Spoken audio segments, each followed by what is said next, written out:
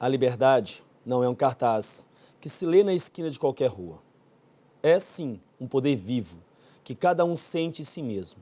E em torno de si é o gênio protetor do lar doméstico, a garantia dos direitos sociais e o primeiro desses direitos.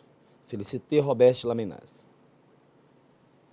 E aí, gente, tudo bom? Prazer, sou o professor Urani, tá? Conhecido Urani Cowboy, Urani da atualidade, trabalho com atualidade, direitos sociais, cidadania, não é isso? Aonde? Aqui dos estúdios do Gran Curso Online, o melhor curso preparatório para concurso desse país. E hoje nós vamos falar sobre o quê, gente? Vamos falar sobre direitos sociais, não é isso? Vamos falar sobre direitos sociais. Só que, na sua prova, gente, você tem que entender o seguinte, não é só saber os direitos sociais são esse, é o artigo 6º da Constituição. Não, nós temos que pegar a base. Eu quero que você entenda a coisa, como é que ela foi construída, como é que chegamos a ter o quê? Os direitos sociais, como é que nós somos seres humanos, como é que saímos da humanidade, de uma sociedade que não tinha direito a nada e chegamos a ter o quê, gente? Hoje os direitos sociais, os chamados direitos de segunda geração, nós já estamos de direito de terceira geração e assim vai indo. Ou seja, nós começamos a evoluir. Eu costumo dizer que tudo nessa vida é questão de evolução. E para você entender o que nós temos hoje, nós temos que pegar o que? O nosso passado histórico, no caso aí, beleza?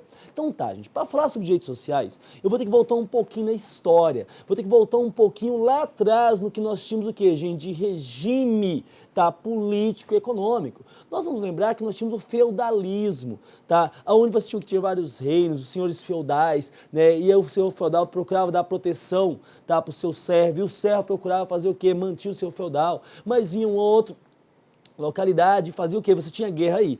Até que vai ter o quê, gente? Você vai trocar tudo isso por um chamado regime absolutista. Exatamente por isso, como o sistema feudal não respondeu, tá, aos anseios, às necessidades, você vai trocar esse regime. Então vai ter um regime absolutista, onde você vai ter um sujeito que vai ter o poder absoluto, tá? Quem é esse sujeito? É o rei. Então, o sistema absolutista é um regime político em que o poder se concentra na mão do rei. Ou seja, exatamente a transição do feudalismo para o capitalismo. Nós vamos sair de dois sistemas de governo aqui. Vai sair o quê, gente? Do sistema político-econômico, tá? De feudalismo para capitalismo. Vamos lá, o que era o feudalismo? Você tinha o senhor feudal e tinha o quê? Os seus servos, que produziam o quê? Os servos. Os servos produziam durante a semana para o senhor feudal e durante o final de semana para ele mesmo. Ou seja, é quase uma escravidão. Já o sistema capitalista vai ser o quê, gente? Vai ser um sistema político-econômico, diga de passagem, muito mais econômico do que político, onde você tem o princípio que da reprodução do capital. Onde você vai fazer 1 virar 2, 2 virar 4, 4 virar 8, 8 virar 16 e assim vai indo, não é verdade? Então você vai ter o quê? Você vai ter esse sistema. E esse sistema vai mudar o quê, gente? Vai mudar toda a concepção política. E por isso vamos fazer o quê? Vai ter essa transição. Vai ter a figura do rei. E essa figura do rei vai ser justificado através de teóricos absolutistas. Ou seja, não é assim de mais sem mais nem menos. Você vai ter teóricos que vai falar o seguinte, ó, calma lá, nós temos que ter o quê? Um manda-chuva, é mais ou menos isso. E esse manda-chuva, quem é que deu o poder para ele? Deus. Então ele vai ser uma figura quase que divina, como se fosse o quê? O poder emanado de Deus e vai de quê, gente? Em descendência familiar, aí no caso. E quem são esses principais teóricos que defendem o absolutismo? Vamos ver? Nicolau Maquiavel, tá certo? Thomas Hobbes, Jacques Rousseau, tá? E Jean Bodin. Então esses vão fazer, o que eles falam? É a teoria do direito divino dos reis. Defendiam que o poder do rei era sagrado e de origem divina, sendo pecado desobedecê-lo. Então, ou seja, vai fazer o quê? Vai se cultuar, vai se abaixar para o rei. Até hoje você vê isso aonde, gente? Você vê isso na Inglaterra, é a família real, aquele negócio todo, tá certo? Então, no sistema absolutista, o que acontece, gente? O povo está buscando no rei o quê? A ordem, a segurança e a estabilidade, ou seja, que é a monarquia que dê isso para ele, tá certo? E tem mais ainda, gente, os burgueses, que são aqueles que comercializam, eles fazem o quê? Eles querem segurança para o comércio e queriam menos impostos, uma vez que o feudal cobrava demais. Mas o rei também dependia dos burgueses. Por que isso? Porque o rei dependia do dinheiro dos burgueses para custear toda a segurança, quer dizer, era algo entrelaçado. E quem é que começou a apoiar também toda essa monarquia? A igreja. Para quê? Para ela se manter no topo do poder. Então ela apoiava os reis, ela falava para todo mundo, ó, o rei é enviado divino mesmo, tá certo? Abaixa a cabeça. Faz o quê? Você paga o seu imposto. Então você vai ter isso. Então começa a ter o quê? O rei. E vai ter a camada burguesia. E essa burguesia vai fazer o quê? A gente vai começar a produzir. E essa produção vai desembarcar em quê, gente? No chamado mercantilismo, tá certo? Ou seja, vai começar a fazer o quê? A economia de mercado. É aqui que vem a expansão marítimo-comercial. É aqui que vai ter a formação de uma burguesia comercial e vai fortalecer o poder do rei. Por que isso? Você vai começar as grandes navegações. O rei autoriza, vai em nome do rei. Então vão lá fora, a burguesia pega o que, gente? Mercadoria, traz para dentro do seu rei, do seu reinado ali, vai fazer o que? Vai vender, vai agregar valor, vender, vai produzir mais, vai gerar mais riqueza. Então você vai ter o que? Vai ter essa burguesia aqui, só tem um problema. Qual? Essa burguesia, ela começa a se ver limitada pelo poder do rei. Por que isso? Que o rei determinava tudo. Ele era divino, não era? Então ele determinava tudo. Então ele falava assim, ó, você produz arroz, você feijão, você laranja, você soja. Ele falava isso. E a burguesia começou a se sentir intimidada. Calma lá, eu não quero produzir laranja, eu quero produzir soja. Você está dando lucro, soja. Então ela começa, a burguesia, ela começa a questionar o poder do rei. E o rei fala, não, eu que mando, eu vou fazer isso, pronto, e acabou. Foi aí, gente, que a burguesia começou a falar, rei, você acha que você dá conta da gente? O que eu vou fazer então? A burguesia começa a financiar os filósofos, começa a financiar os iluministas para colocar na cabeça da população o quê? Que o rei não é enviado de Deus, que o rei não é algo divino. Ou seja, vão desconstruir o que foi construído, tá certo? Vão desconstruir a ideia de divindade de quem? Do rei. Tá certo? E vai falar o quê? Não, ó, o rei, tá certo? Ele é igual a qualquer um, tá certo? Ele come e vai pro banheiro igual a qualquer um, é isso. E mais ainda, a lei que o rei faz tem que valer para ele também. Se ele é igual a nós, tem que valer igual a nós, para nós também. É isso. Mais ainda, ele fala, gente, olha só, se o rei tem direito a um castelo, você tem direito à moradia, você tem direito à saúde, à educação, a salário digno, a descanso remunerado. Ou seja, vamos lá, chegando onde a gente quer aqui. Você tem direito a direitos sociais. Com isso, gente, o que acontece? Começa a cair aquela pompa do rei, que era tudo o que, gente, aquele negócio, não é isso? Começa a cair essa pompa. Quando cai essa pompa, o rei percebe, caramba, vão me tirar do poder. Chega para os burgueses e fala, burguesia, o que vocês estão querendo, hein? Me derrubar? E a burguesia, nós vamos te derrubar. E o rei, não, mas o que vocês querem? Nós queremos que você libere a economia. Você tem a mão grande na economia, nós queremos que você libere a economia.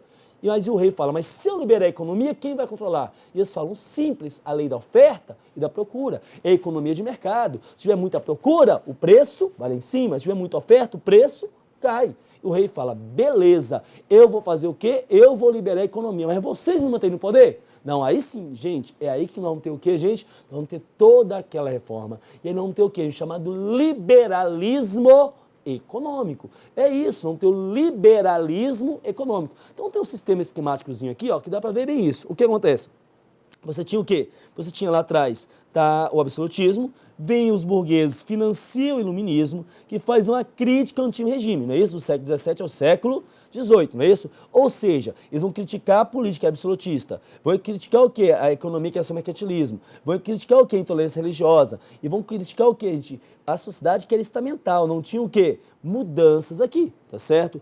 O que eles falam? Eles falam, não, calma lá, nós temos que mudar. Então, o iluminismo, que quer dizer iluminar, clarear, trazer luz, trazer novas ideias, fala, não, calma lá, nós somos um movimento filósofo, intelectual, burguês, que fala o quê? Tá certo?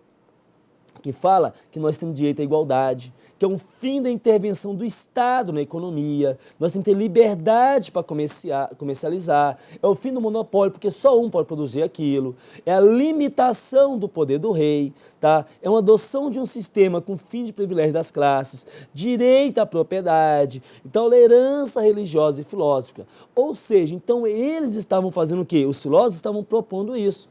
Agora vamos lá, o rei que se curvasse a isso, que aceitasse essa nova forma de pensar, ele era chamado de quê? Que ele se mantinha no poder, ele era chamado de déspota esclarecido, ou seja, era um rei, ele era um déspota, mas agora ele esclareceu e ele aceita essa mudança. E o rei que não aceitou isso, ele era um déspota decapitado, porque ele perde a cabeça. É isso. Então você tem toda essa revolução. E você traz para a sociedade o quê, gente? Essa ideia, tá, de direitos sociais. Quando o rei sai da economia, no liberalismo econômico, você começa a produzir. Tá certo? E os burgueses começam a produzir o que quer. E você começa a aumentar a economia. E eles começam a produzir cada vez mais. Isso vai desencadear onde, gente? Na Revolução Industrial. Isso vai cair na Revolução Industrial. É produzir cada vez mais e mais e mais e mais, não é verdade? Gente, só tem um detalhe. Essa Revolução Industrial vai fazer o quê? Ela vai levar à exploração do trabalhador. Vamos lembrar que durante a Revolução Industrial, gente, você trabalhava de 12 a 18 horas por dia. Tudo bem que hoje eu trabalho isso também, eu trabalho em média 18, 19 horas por dia. Eu dou em torno de 3, 4 horas, não sei mais que isso. Também não sou bela adormecida.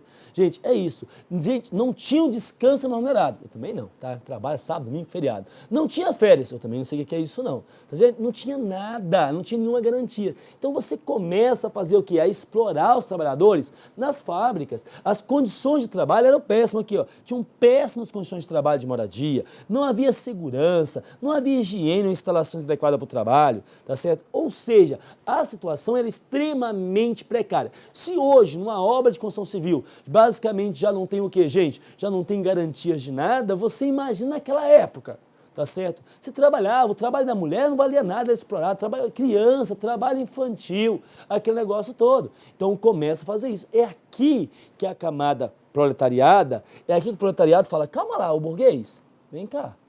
Burguês, vem cá. Não foi você, burguês, que financiou os iluministas, que financiou os filósofos para colocar na minha cabeça que eu tinha direitos sociais?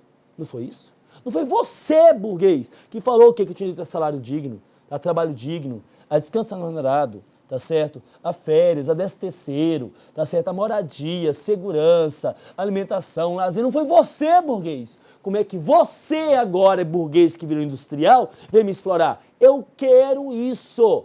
Eu quero isso. E eles começam a ir para as ruas e fazer isso. Eles começam a formar o quê, gente? Os sindicatos começam a se organizar. É aqui que vai vir o quê? Vai começar a nascer aqui a questão dos direitos sociais. Você sai da teoria que foi colocada lá atrás, a questão da sociedade, e vem agora para quê, gente? Você traz agora para a prática, no caso. É isso, eles começam a falar de direitos sociais, tá certo? E aí você vai ter o quê? A Revolução, vai ter a Revolução Francesa, por exemplo, da igualdade, liberdade, fraternidade. Você começa a fazer o quê? A mudar essa sociedade. Então tá aqui, ó, os direitos sociais se realizam pela execução de políticas públicas destinadas a garantir amparo e proteção social aos mais fracos e mais pobres, ou seja, aqueles que não dispõem de recursos próprios para viver dignamente. Ou seja, você vai ter o quê? Você tem esses direitos sociais,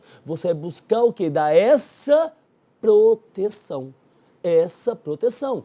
E isso começa a espalhar. Vai na Europa, começa lá atrás, tanto que o direito trabalhista da Itália, ó, vem há muito tempo. Enquanto no Brasil era escravidão, lá já se falava em sindicato, era isso. Isso começa a espalhar, até que vai aparecer pela primeira vez, enquanto direitos sociais elencado numa Constituição, em 1917, na Constituição o quê? Mexicana. Na Constituição mexicana aparece em 1917 o quê, gente? Pela primeira vez, atribui o direito trabalhista à qualidade de direitos fundamentais, juntamente com a liberdade e os direitos políticos. É isso. Então, quer dizer, os direitos fundamentais, que são chamados de direitos de primeira geração, tá certo? Direito à vida, à liberdade, papapá, que você conhece muito bem, aparece agora junto com eles na Constituição Mexicana em 1917, tá? Em plena Segunda Guerra Mundial, o quê? Os direitos trabalhistas, tá certo? Vamos lembrar que esse chamado direito de segunda dimensão, ou segunda geração, ele tem o seu nascer, na verdade, lá na Constituição Francesa, no final do século XVIII, início do século XIX, tá certo? Ou seja, no Brasil, escravidão, e lá já se falava o quê, gente? Lá no seu título primeiro já se previa a instituição de seguridade pública para criar crianças abandonadas, aliviar os pobres doentes e dar trabalho aos pobres inválidos que não o encontrassem. Ou seja, já pensava em fazer o quê? Em dar uma garantia, uma proteção a quem não tinha condições de proteção nenhuma. É isso. Então aqui nós temos o quê? O nascedor dos direitos sociais e que vem evoluindo. E que vem evoluindo. E que no Brasil vai aparecer quando? Com Getúlio Vargas. Mas calma lá, não vai pensar, gente, que Getúlio Vargas era bonzinho e fez porque quis, não. O que acontece, tá? Getúlio Vargas sobe ao poder, tá? Com a Revolução de 30, e vai fazer o quê? Vai mudar um pouquinho a cara do Brasil. A gente vai sair da política de café com leite para ir para quê, gente? Para a indústria. Então sai do campo e para a cidade. Você começa a amontoar as pessoas. E no campo, vamos lembrar que nós tínhamos a escravidão, tá? E com o final da escravidão nós tivemos o quê? Nós tivemos uma substituição da mão de obra escrava por imigrante. Imigrante europeu que já vinha da Europa com o quê? Com ideias sociais na cabeça. E aqui se organiza em cidades, aqui esse pessoal está em comunidade e começa a reivindicar direitos sociais. Comece para as ruas e gritar, nós queremos direitos sociais, nós queremos direitos sociais. É isso, tá certo? Começa a ter o quê? As ideias comunistas, começa a ter o sindicalismo. É aqui que Getúlio Vargas chega e fala, vem cá, calma lá, vocês estão brigando por causa de quê? Por que essa furdunça na rua? Nós queremos direitos sociais. Ah, é? Quer dizer que é só por causa disso? Ah, não, se vocês tivessem falado, eu resolvi isso para vocês. Aí vai resolver como? Simples, eu vou dar direitos sociais para vocês. Como? Simples, vou colocar isso na Constituição. E por isso que no Brasil, na primeira Constituição a disciplinar os direitos sociais, foi o que, gente? Foi a de 1934, não é isso? Sobre o título da Ordem Econômica e Social. Ou seja, foi influenciado o que, gente? Pela Constituição Alemã de Weimar. Tá certo? De 1919, responsável pela introdução de um novo espírito de cunho social nas constituições. Tá? E mais ainda, a função social da propriedade. Você não pode ter uma propriedade e ela não produzir. Já imaginou todo mundo estivesse no campo, resolvesse não produzir? Você ia comer o que na cidade?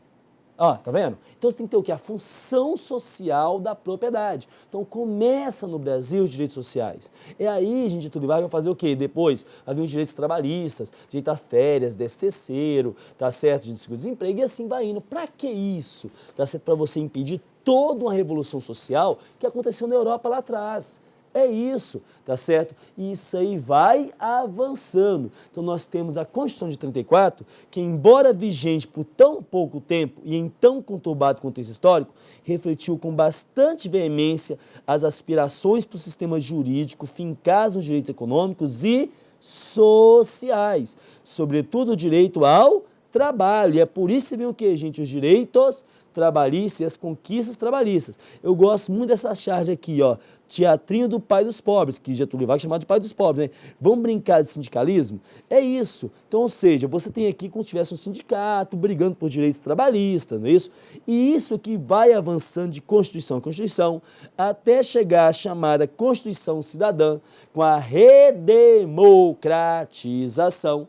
Não é isso que, gente? E aí você vai ter um capítulo, um artigo 6º da Constituição exclusivo para quê? Para direitos sociais. Então, como fruto da exposição histórica que ora colacionávamos, estipulou uma certa eficácia no extenso rol de direitos fundamentais, de segunda dimensão, especialmente no seu artigo 6º, porque os direitos sociais, eles não estão só no artigo 6º, eles estão espalhados durante toda a Constituição, não é isso? E quais são os direitos sociais? A educação, a saúde, a trabalho, a moradia, lazer, isso mesmo, galera, ó, toma uma aqui, a segurança, previdência social, proteção.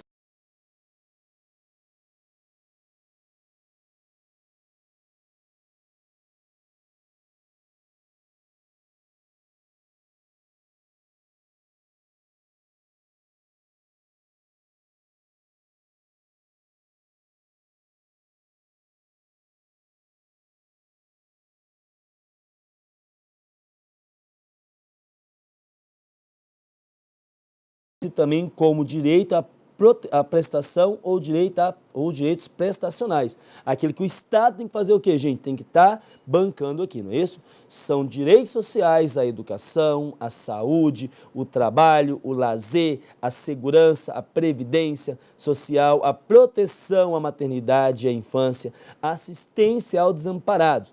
Vai colocar depois aqui o direito à alimentação, vou falar dele mais tarde um pouquinho, beleza? Então nós falamos o quê, gente? Falamos sobre esse artigo aí da Constituição, que dá o que? Esse direito. Agora tem que falar de quê? Falar de cada um. Vamos falar aqui, por exemplo, sobre o direito à saúde, à segurança, à educação, à previdência. Como é que isso acontece no dia a dia? Vamos fazer o seguinte, vou tomar uma aguinha, volto já já para a gente falar sobre isso, beleza? Mas você já entendeu esse contexto histórico, como é que chegamos a ter isso hoje. E se você entende esse contexto histórico, você não vai ficar decorando. Direitos sociais são direitos sociais, vai ser educação, saúde, segurança. Não precisa isso. Você sabe que são direitos que protegem o indivíduo, e principalmente o indivíduo que não tem condições de se autoproteger. Beleza? Vamos lá, é rapidinho, eu vou e já volto para a gente falar de cada um deles em específico. Vamos lá?